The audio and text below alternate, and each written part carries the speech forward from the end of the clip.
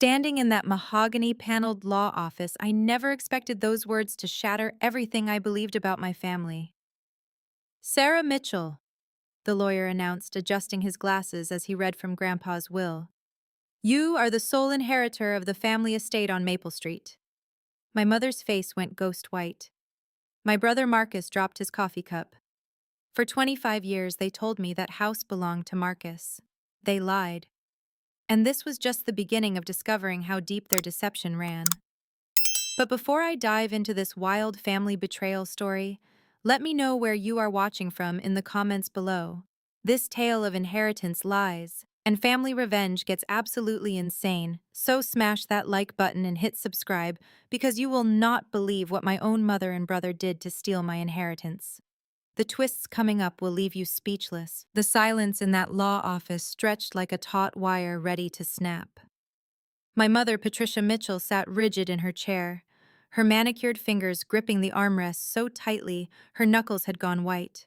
Marcus, my supposedly beloved older brother, kept running his hands through his hair, a nervous habit I had seen since childhood but never understood until now. There must be some mistake, Mom finally whispered, her voice barely audible. That house has always been intended for Marcus. He is the eldest son. This cannot be right. Mr. Henderson.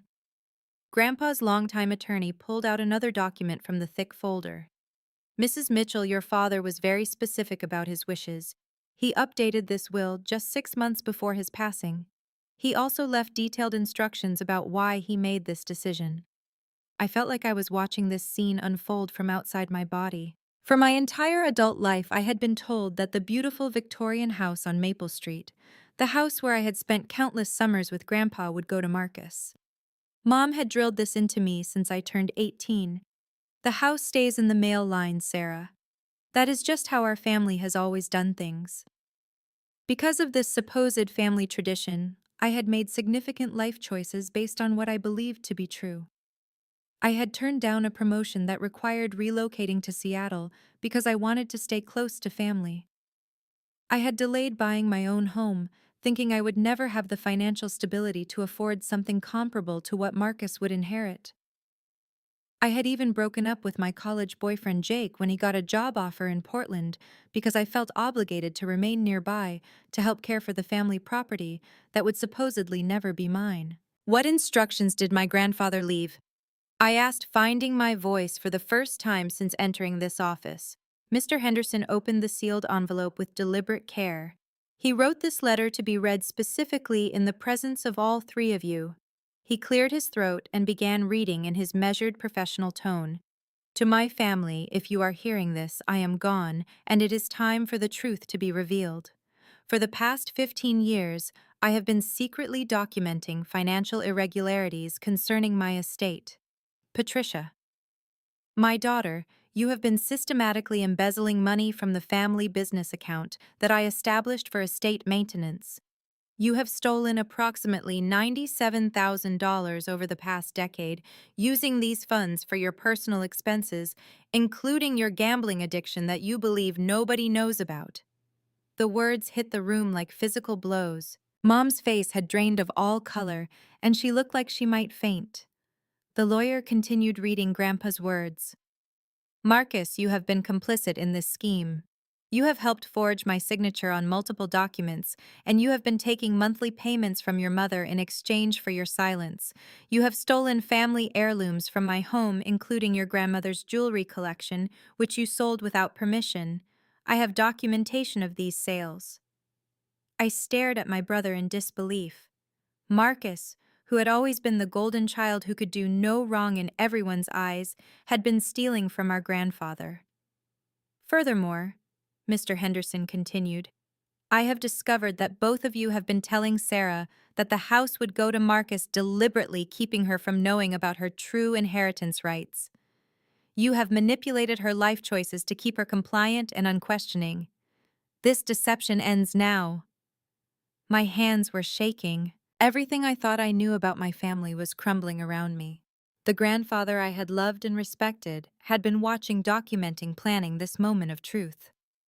The house, the business assets, and all remaining funds go to Sarah because she is the only family member who has shown genuine integrity and love without expectation of financial gain. She visited me every week, not because she wanted something from me, but because she genuinely cared about my well-being. She helped maintain the property, not because she expected to inherit it, but because she understood the importance of preserving family history. Mom suddenly stood up her chair, scraping loudly against the hardwood floor. This is ridiculous. Sarah does not know anything about managing property or handling business affairs. She works as a middle school teacher, for goodness sake. She cannot handle this responsibility. Sit down, Patricia, Mr. Henderson said firmly. There is more. The letter continued.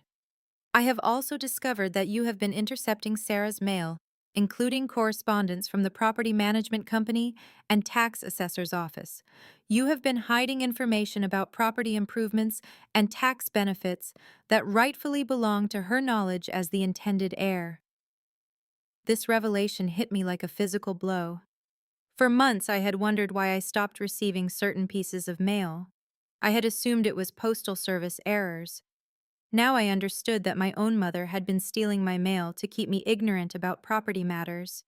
Sarah, the letter concluded, you deserve to know that your grandmother specifically requested that the house go to you. She saw your artistic talents and your appreciation for beauty and history.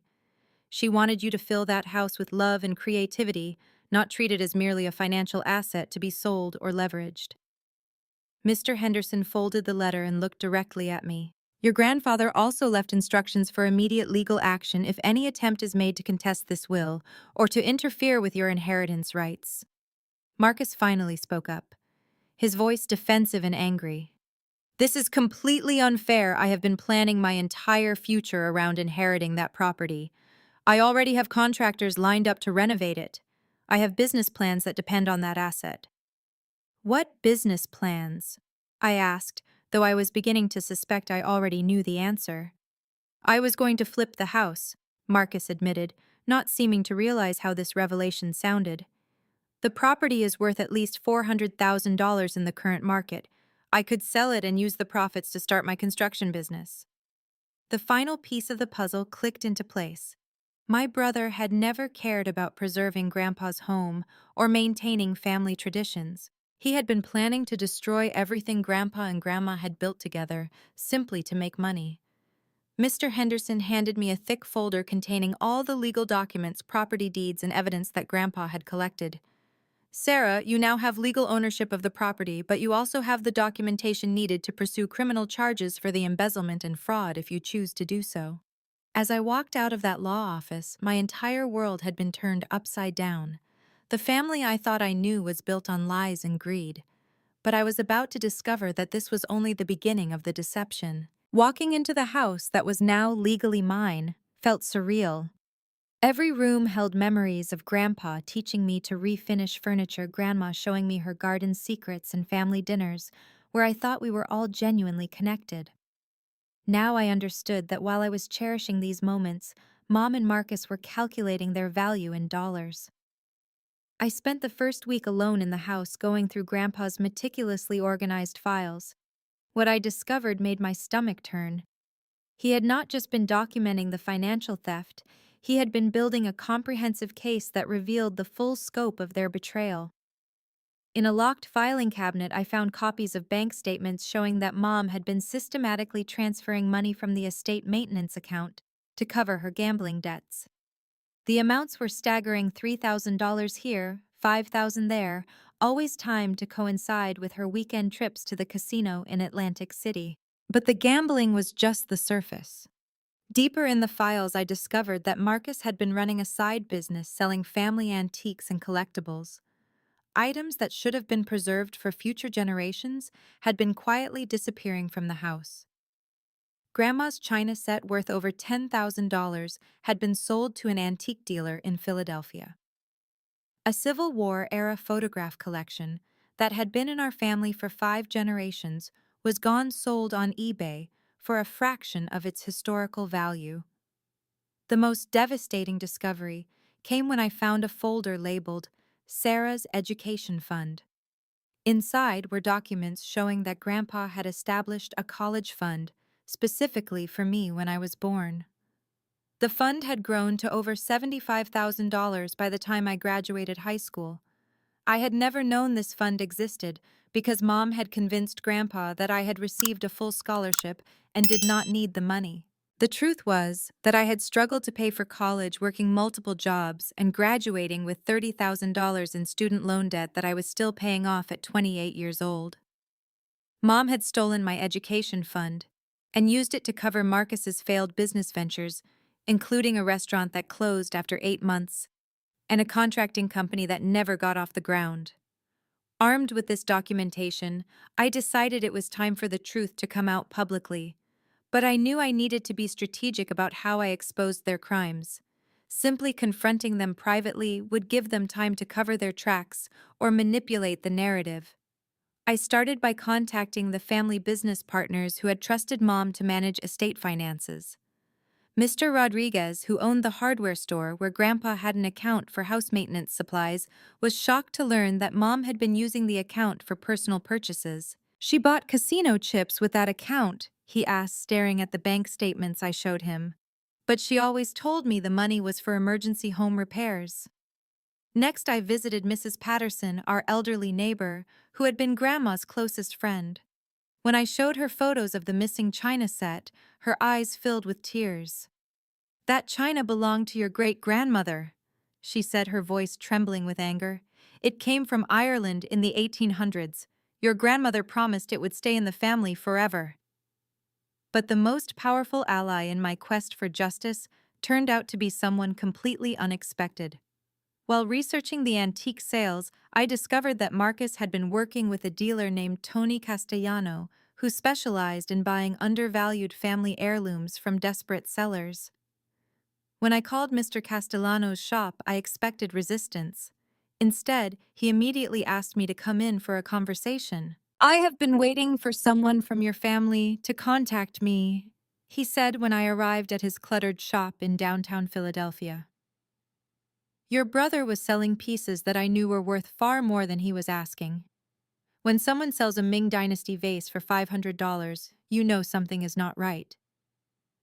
Mr. Castellano had been in the antique business for 30 years, and he had developed an instinct for recognizing stolen or improperly sold family treasures. He had actually been keeping detailed records of everything he bought from Marcus, including photographs and documentation of their true value. "I always hoped that someday the rightful owner would come looking for these pieces," he explained, pulling out a thick file. "I have been preparing for this conversation for 2 years." The total value of what Marcus had sold was over $45,000. Mr. Castellano had detailed receipts, photographs, and even recordings of conversations where Marcus had lied about his authority to sell the items. "Your brother told me that your grandfather was in a nursing home and needed money for medical care," Mr. Castellano said. "He said the family had agreed to sell these pieces to help with expenses. I suspected he was lying, but I had no way to verify the truth. With this new evidence, I realized I had enough documentation to not only expose their crimes, but to potentially recover much of what had been stolen. But first, I needed to confront them publicly in a way that would prevent them from denying or minimizing their actions. I decided to organize a family meeting, but not the kind they would expect. I invited every relative, family, friend, and community member who had been affected by their lies. This included the neighbors who had trusted Mom to manage community fundraisers, the church committee members who had worked with Marcus on charity events, and the business partners who had been deceived about the estate finances. The meeting was set for Sunday afternoon in the community center where our family had held celebrations for decades. I sent formal invitations explaining that I would be sharing important information about Grandpa's estate and recent discoveries about family finances. Mom called me the night before the meeting, her voice shaking with barely controlled panic. "Sarah, what is this meeting about? Why are you involving outsiders in private family business?" "Mom," I said calmly, "you and Marcus made this community business when you started stealing from family accounts and lying to neighbors and friends. Tomorrow, everyone will learn the truth. The morning of the meeting, I arrived early to set up displays showing the financial evidence photographs of the missing items and copies of Grandpa's documentation. I had organized everything chronologically, creating a clear timeline of the theft and deception. When Mom and Marcus arrived, they were clearly expecting a small private family discussion. Instead, they found themselves walking into a room filled with over 30 people, all of whom had been personally affected by their lies. I stood at the front of the room and began reading from Grandpa's letter, the same letter that had been read in the lawyer's office. But this time I added the additional evidence I had discovered, explaining how their crimes had impacted not just our family, but our entire community. The money they stole was not just numbers on a bank statement, I explained. It was my education fund, which forced me to work multiple jobs and accumulate debt. It was maintenance funds for this historic property, which could have been damaged by their neglect. It was money that belonged to community fundraisers, where Mom was trusted to manage donations. Mrs. Patterson stood up and addressed the room with a voice full of righteous anger. Patricia Mitchell, you looked me in the eye and promised that you would preserve your mother's legacy. You lied to me about keeping the family treasures safe while you were selling them behind our backs. One by one, community members began sharing their own experiences of being deceived or manipulated by Mom and Marcus. The pastor from our church revealed that they had been skimming money from charity events. The president of the Historical Society explained how they had promised to donate family artifacts that never materialized. By the end of the meeting, Mom and Marcus sat in stunned silence as the full scope of their deception was laid bare in front of everyone they had spent years manipulating. But I was about to learn that this public exposure was only the beginning of the consequences they would face. The community meeting had been more successful than I could have imagined. As people filed out of the community center, many of them stopped to offer their support and share additional information about Mom and Marcus's deceptive practices. What started as my personal quest for justice was rapidly becoming a community-wide reckoning. Mrs. Rodriguez, the banker, who had processed many of the suspicious transactions, pulled me aside as the crowd thinned. "Sarah, I have been reviewing the account histories since our conversation last week," she said quietly. "There are irregularities going back almost 10 years. Your mother has been very clever about structuring the withdrawals to avoid triggering automatic fraud alerts, but the patterns are clear once you know what to look for." She handed me a manila folder thick with bank records. "These documents show systematic financial abuse. If you decide to pursue criminal charges, this evidence will be crucial." Dr. Harrison, our family physician who had cared for Grandpa during his final years, approached with information that made my blood run cold. "Your grandfather came to see me about 18 months before he passed away," Dr. Harrison explained. "He was worried about his mental competency because your mother had been telling people that he was becoming forgetful and confused. He wanted me to conduct a thorough cognitive evaluation to prove that his mind was sharp." The evaluation results, which Dr. Harrison still had in his files, showed that Grandpa had been mentally acute right up until his death. Mom had been spreading rumors about his declining mental state to discredit any potential challenges to her financial manipulations. She was setting up a narrative that would allow her to claim your grandfather was not competent to manage his own affairs, Dr. Harrison continued. If he had tried to expose her theft while he was alive, she could have argued that his accusations were the result of dementia or confusion. This revelation added another layer of calculation to Mom's betrayal. She had not just been stealing money. She had been systematically undermining Grandpa's reputation and credibility to protect her crimes. As I processed this new information, my phone buzzed with a text message from my cousin Jennifer, who lived 3 states away, but had grown up spending summers at Grandpa's house just like I had. "Sarah, I just heard about the will reading from Aunt Margaret. I have been trying to reach you for months about some strange calls I received from your mother. Can we talk?" When Jennifer called that evening, she revealed another piece of the puzzle that I had not even known was missing. About 6 months before Grandpa died, your mother called me and said that you had been pressuring him to change his will in your favor, Jennifer explained. She said she was worried that you were manipulating him because he was getting senile. She asked me to help convince other family members that Grandpa needed a legal guardian to protect him from being taken advantage of. My hands were shaking as I held the phone. Mom had been actively working to turn extended family members against me, creating a false narrative that I was the one trying to manipulate Grandpa for financial gain. Jennifer, I never pressured Grandpa about anything. I did not even know what was in his will until the lawyer read it last week. I know that now, Jennifer said. When I heard the real story, I realized that your mother had been lying to all of us. Sarah, there are at least 8 family members who received similar calls. She was building a case to have Grandpa declared incompetent and to paint you as the villain.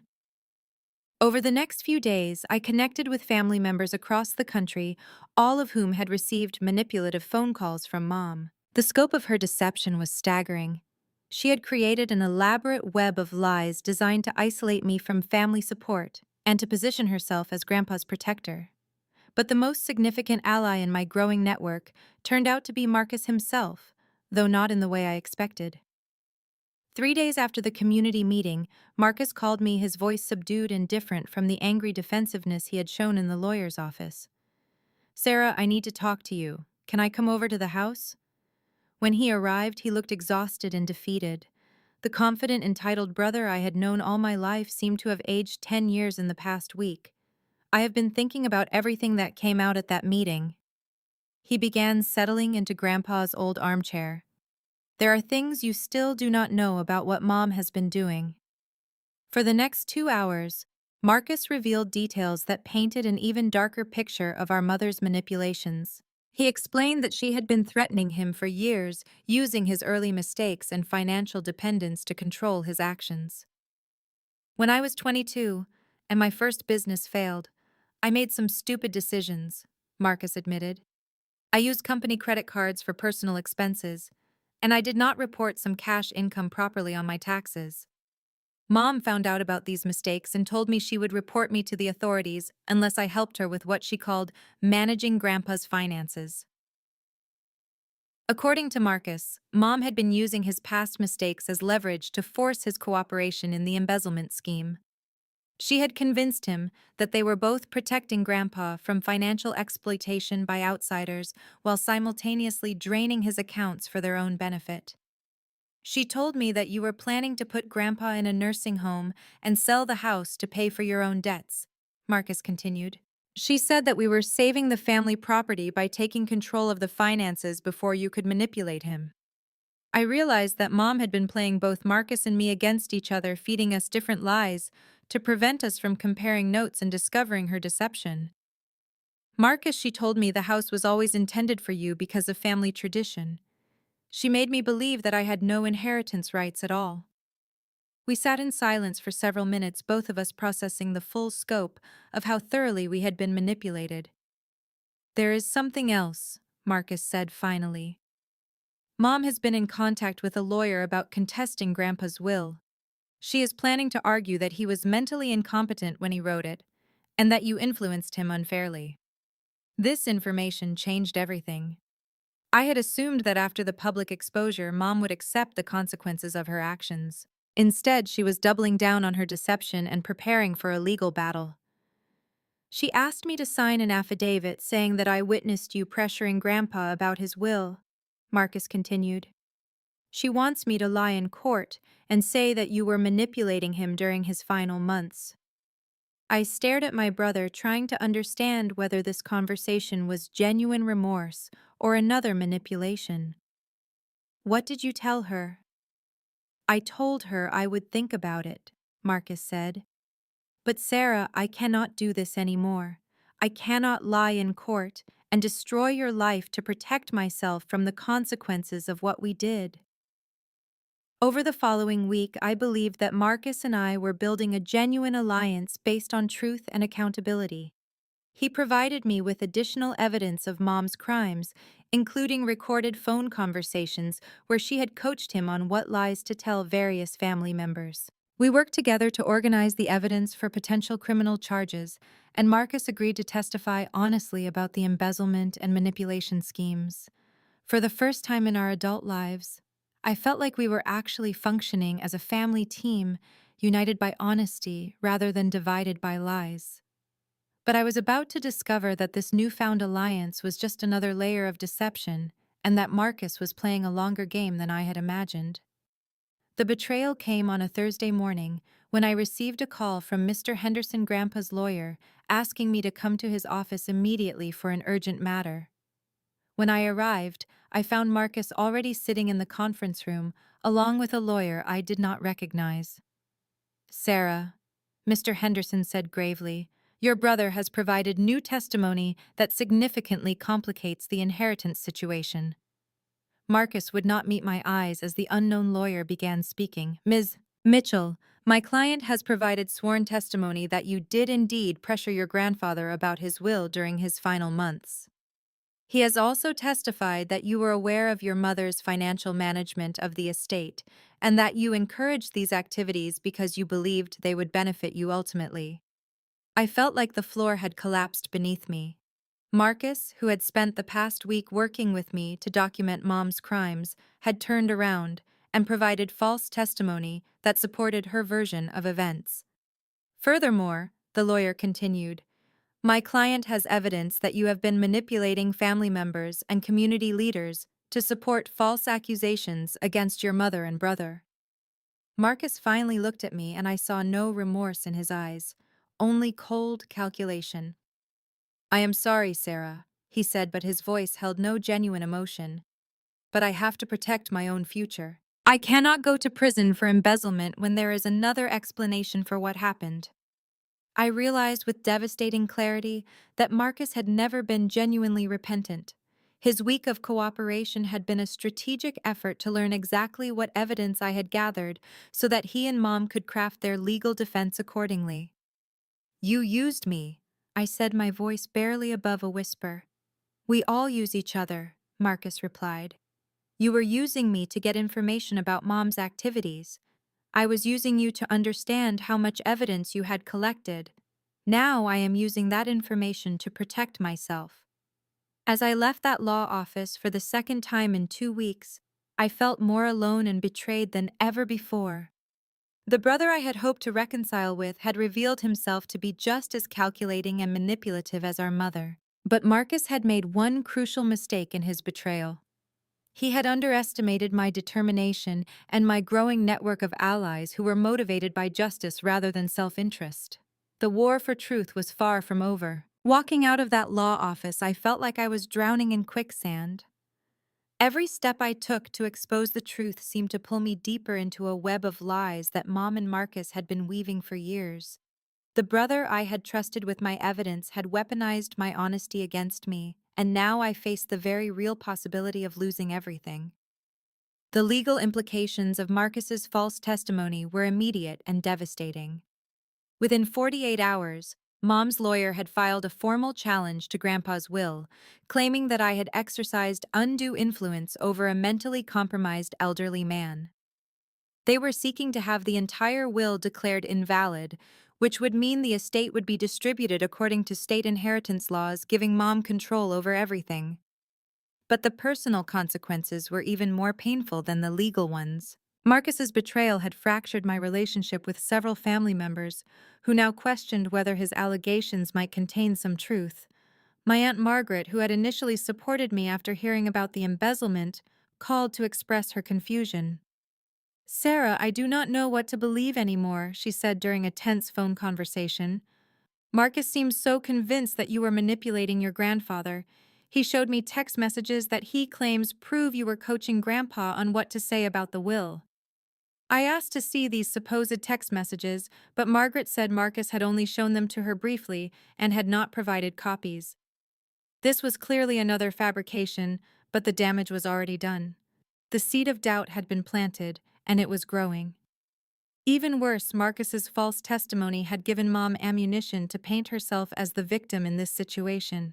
She began calling family members and friends, claiming that I had orchestrated an elaborate scheme to steal her rightful inheritance and that Marcus was finally brave enough to tell the truth about my manipulation. Patricia has been calling everyone, Mrs. Patterson told me when I visited her later that week. She is saying that you threatened to expose Marcus's past business problems unless he supported your false accusations against her. She claims you have been blackmailing your own brother. The irony was staggering. Mom was accusing me of the exact tactics she had been using to control Marcus for years, but her lies were compelling because they contained just enough twisted truth to seem plausible. I had indeed learned about Marcus's past financial mistakes, and I had been gathering evidence to expose family crimes. The community support that had rallied around me after the public meeting began to waver, as people struggled to understand the competing narratives. Mr. Rodriguez from the hardware store called to say that he could no longer provide testimony about the suspicious account activity because he was unsure about the legal implications of getting involved in a family dispute. I do not want to take sides in something this complicated, he explained apologetically. Your mother has been a customer for many years, and I cannot afford to lose business over family drama. Dr. Harrison also began backing away from his earlier support. When I called to ask about providing his documentation of Grandpa's mental competency evaluation, he hesitated. Sarah, I am concerned about patient confidentiality issues, he said. Your mother has raised questions about whether I have the legal right to share medical information without proper court orders. I may need to consult with the medical board before providing any testimony. I realized that Mom and Marcus had been systematically undermining my support network by raising legal concerns and threatening consequences for anyone who sided with me. They were isolating me just as effectively as they had isolated Grandpa during his final years. The financial pressure was also mounting. Fighting the will challenge required legal representation that I could not afford on my teacher's salary.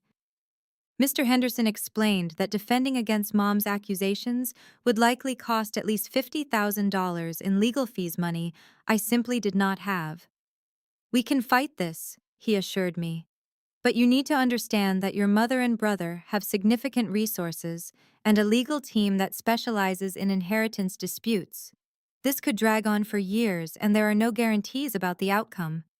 Meanwhile, I was still living in the house that was legally mine, but felt increasingly like a battleground. Mom had been driving by the property daily sometimes, stopping to take photographs that she claimed were necessary for legal documentation. The psychological pressure of her constant surveillance was exhausting. Marcus had also escalated his harassment campaign. He began calling my workplace, claiming to be concerned about my mental health and suggesting that the stress of the inheritance dispute was affecting my ability to teach effectively. My principal, Mrs. Davidson, called me into her office to discuss these concerns. Sarah, I am not questioning your professional competence, she said carefully. But your brother has raised some troubling allegations about your recent behavior. He claims you have been making paranoid accusations against family members and that you may need psychological evaluation.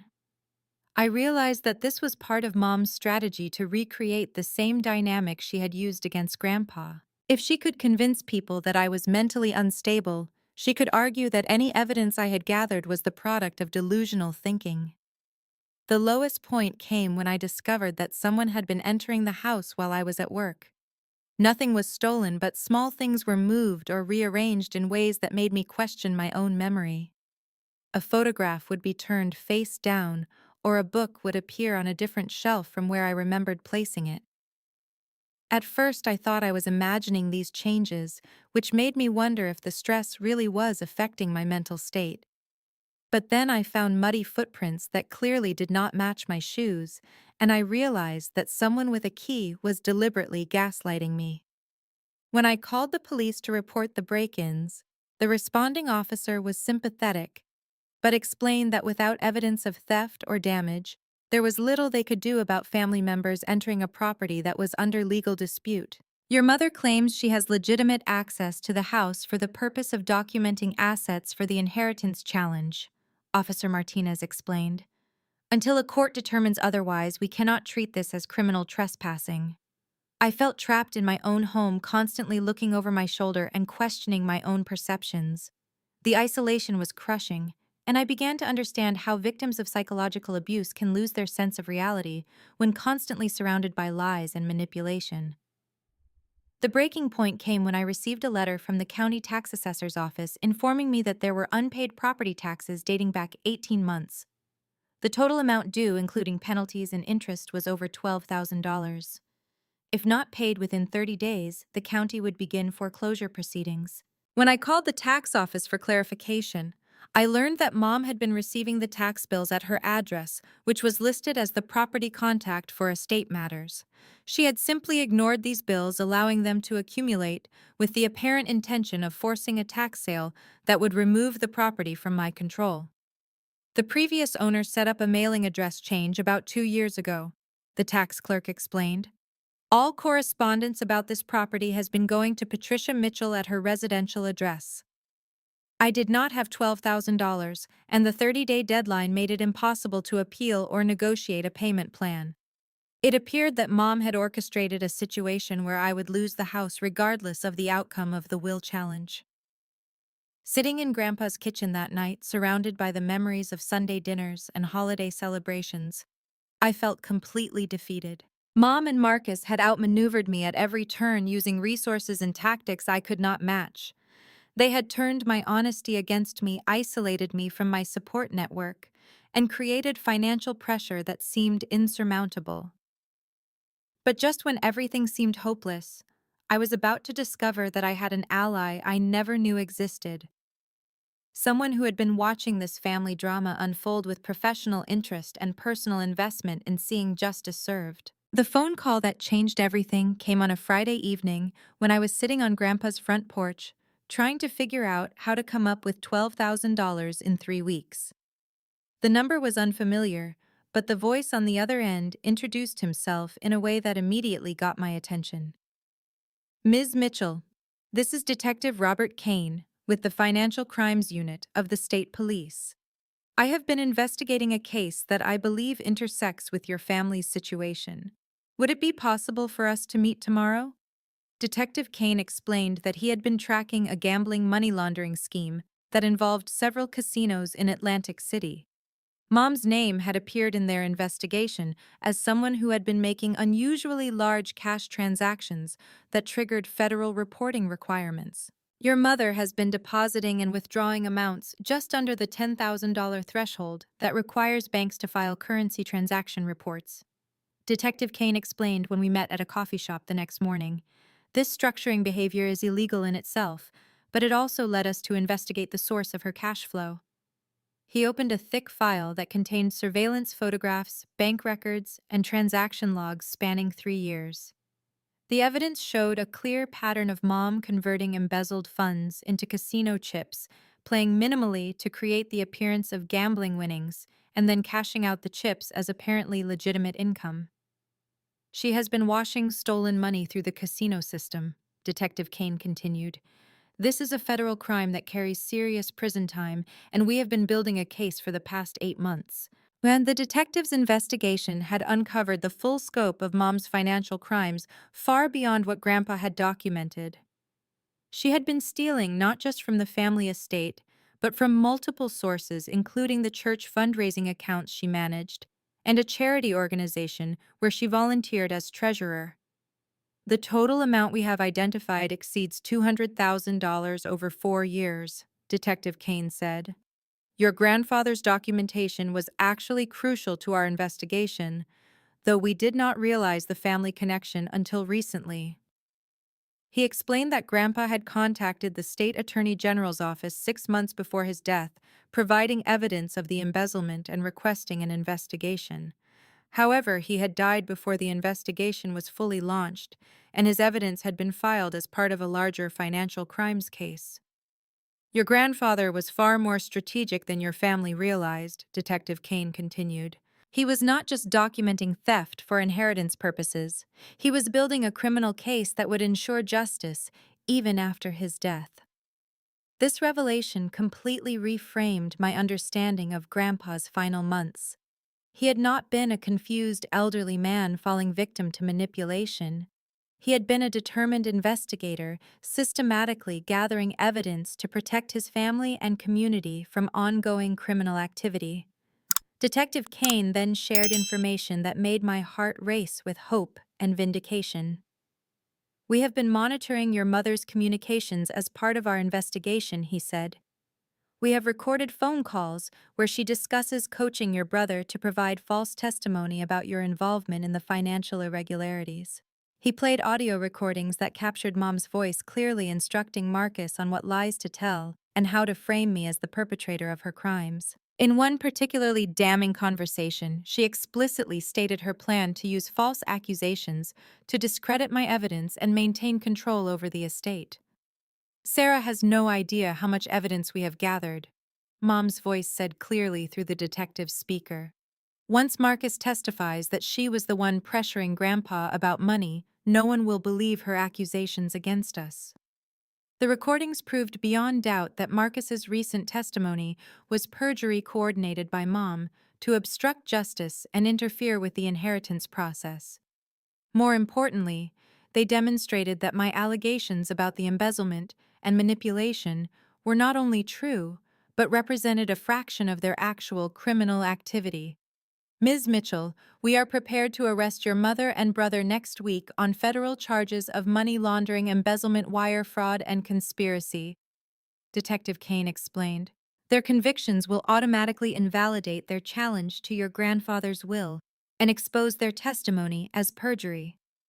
But the detective had an even more significant revelation that would transform my situation completely. "During our investigation, we discovered that your mother has been hiding additional assets that rightfully belong to the estate." He continued, pulling out another set of documents. "She established secret accounts using your grandfather's Social Security number and has been diverting his pension payments and Social Security benefits for over 2 years.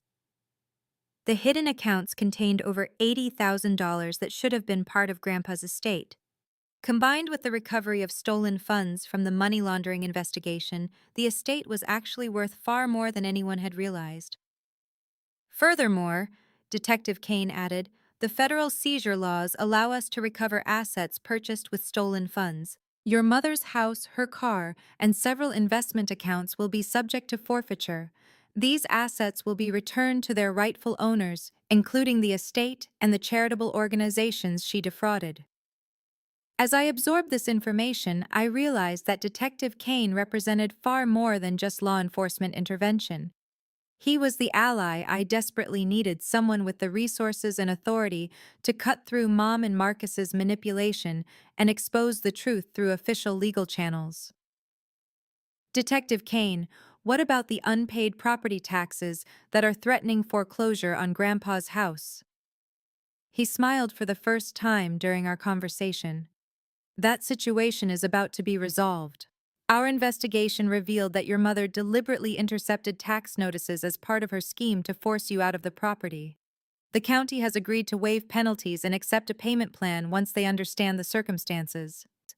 More importantly," he continued, "the seized assets from your mother's accounts will cover not only the back taxes, but also your legal fees for defending against her fraudulent will challenge." Over the next week, Detective Kane introduced me to other professionals who had been working on various aspects of the case without my knowledge. Assistant District Attorney Maria Santos explained how the criminal charges would support my civil case for recovery of stolen property. Forensic accountant David Park walked me through the financial evidence that proved the full extent of the theft and manipulation. But the most unexpected ally was someone much closer to home. Mrs. Patterson, my elderly neighbor, had been conducting her own investigation throughout the entire ordeal. "Sarah, I have been keeping detailed notes about your mother's activities for the past 2 years," she revealed when she invited me over for tea. "I suspected something was wrong when I saw her taking photographs of your grandfather's house at night and writing down information about his daily routines." Mrs. Patterson had been documenting Mom's surveillance activities, her conversations with strange visitors, and her unusual schedule that seemed designed to coincide with Grandpa's absence from the house. She had even taken photographs of Mom removing items from the property in garbage bags during the middle of the night. I was married to a police detective for 40 years, Mrs. Patterson explained. I recognize criminal behavior when I see it. I have been waiting for the right moment to share what I observed. Her documentation provided crucial corroborating evidence for the timeline of theft and proved that Mom had been systematically looting the property even before Grandpa's death. Combined with Detective Kane's federal investigation, the evidence was now overwhelming and indisputable. The alliance of law enforcement, legal professionals, community members, and documentation created an unstoppable force for justice. But more importantly, I was no longer fighting this battle alone. I had a team of people committed to exposing the truth and ensuring that consequences matched the severity of the crimes. As Detective Kane prepared for the arrests, he asked me one final question that helped me understand the broader significance of this case. Ms. Mitchell, are you prepared to testify in federal court about the impact these crimes had on your life and your family relationships? I thought about all the years of manipulation, the stolen education fund, the lies that had shaped my major life decisions, and the psychological abuse that had nearly broken my spirit. Detective Kane, I am ready to tell the complete truth about everything they did, not just for my own justice, but for everyone else they manipulated and deceived. The stage was set for the final confrontation, but this time I would not be facing Mom and Marcus alone. I had the full weight of federal law enforcement, documented evidence, and a community of people who had been harmed by their deception. Justice was finally within reach. The arrests happened on a Tuesday morning while I was teaching my third-grade class about honesty and integrity in our character education unit. The irony was not lost on me when my principal knocked on the classroom door to inform me that I had an urgent call from Detective Kane. "It is done." His voice was calm but satisfied. "We arrested your mother at her home this morning, and your brother was taken into custody at his workplace. Both have been charged with federal money laundering, mail fraud, wire fraud conspiracy, and multiple counts of embezzlement." The news felt surreal after months of psychological warfare and manipulation.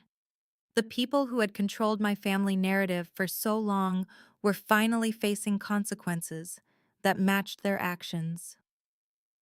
The local district attorney is also filing charges related to the perjury and fraud in the inheritance case, Detective Kane continued.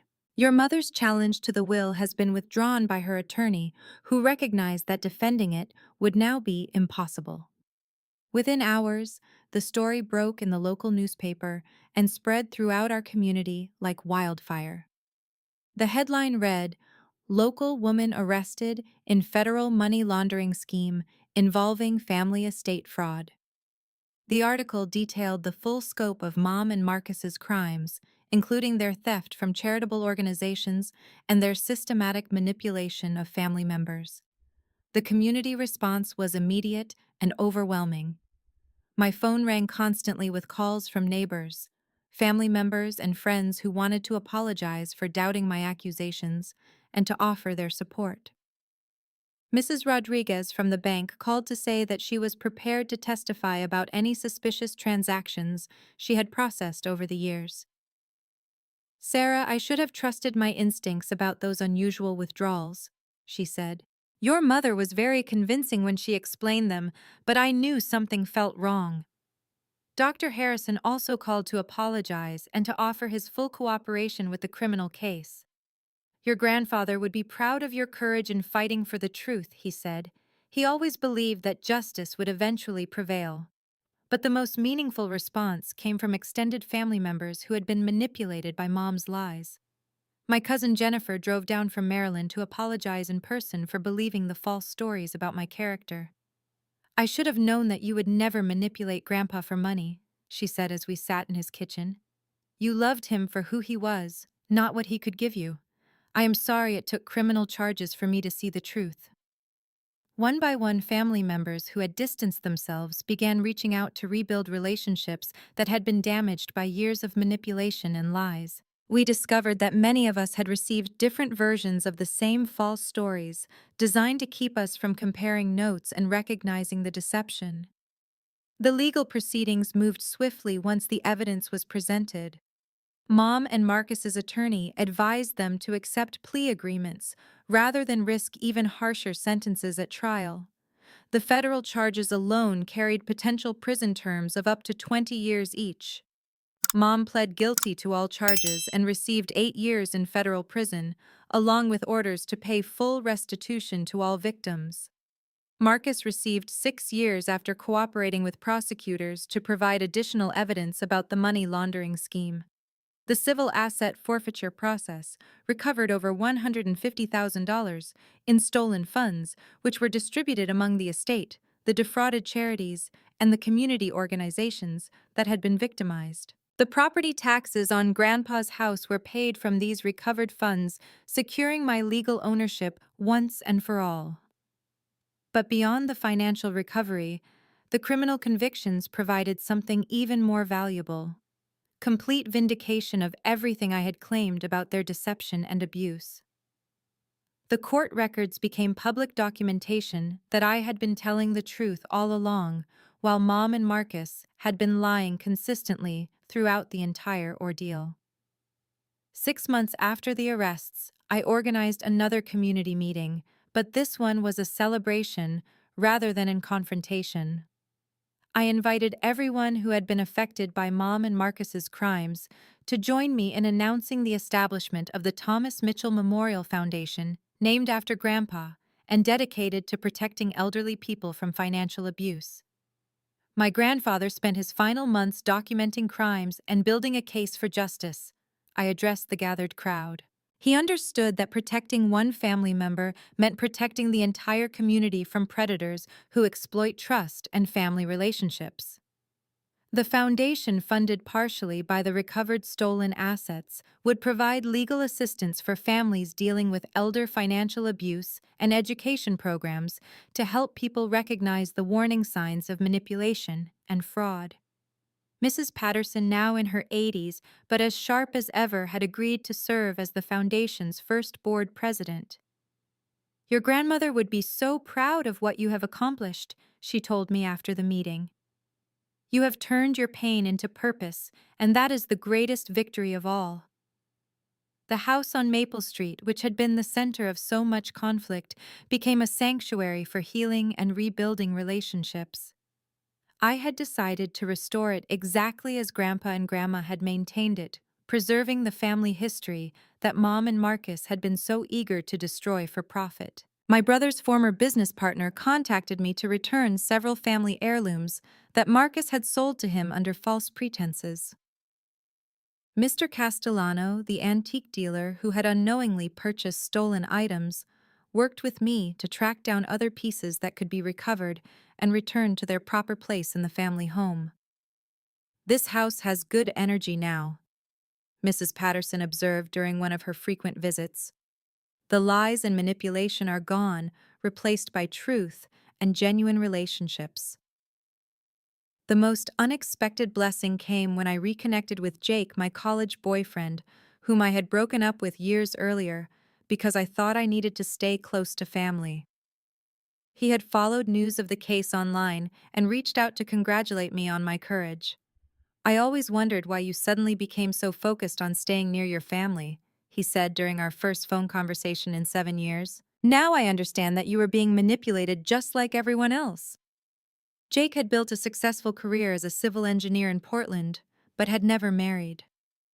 Our conversations evolved from friendship to something deeper as we explored whether the connection we had shared in college could be rebuilt on a foundation of truth rather than the lies that had separated us. "Sarah, I have learned that real love means supporting someone's pursuit of justice and truth, even when it is difficult," he said during his first visit back to the house where we had spent time together during college. "You fought for your family's integrity when it would have been easier to walk away." As I write this story now, 2 years after the arrests, I am preparing for my wedding to Jake, which will take place in Grandpa's backyard under the oak tree where he taught me to identify different types of leaves when I was 7 years old. The guest list includes the chosen family I have built from people who supported truth over convenience and justice over family loyalty. Detective Kane will be attending with his wife, along with Mrs. Patterson, Dr. Harrison, and dozens of community members who stood by me during the darkest moments of this ordeal. My cousin Jennifer is serving as my maid of honor, and several extended family members, who had been estranged by mom's manipulation, will be there to celebrate this new beginning. The foundation has already helped 12 families navigate elder abuse situations, and we have partnerships with law enforcement agencies across 3 states. Grandpa's documentation methods have been turned into a training program that teaches families how to protect elderly relatives from financial predators.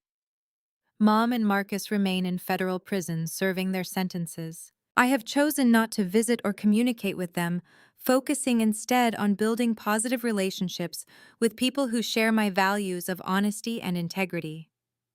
Forgiveness may come someday, but it will be on my terms and in my own time. The most important lesson I have learned is that family is not just about blood relationships. Real family consists of people who support your well-being, celebrate your successes, and stand with you when you fight for what is right.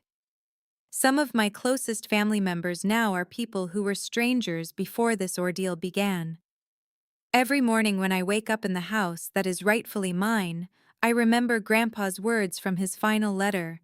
Real integrity means doing the right thing even when it costs you something. Fighting for truth cost me the family I thought I had, but it gave me the family I actually deserved.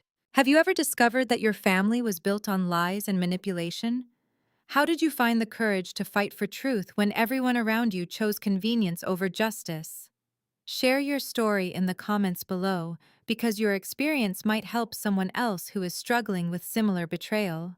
If this story moved you, please hit that like button and subscribe to hear more real-life stories about family drama justice and the power of chosen family.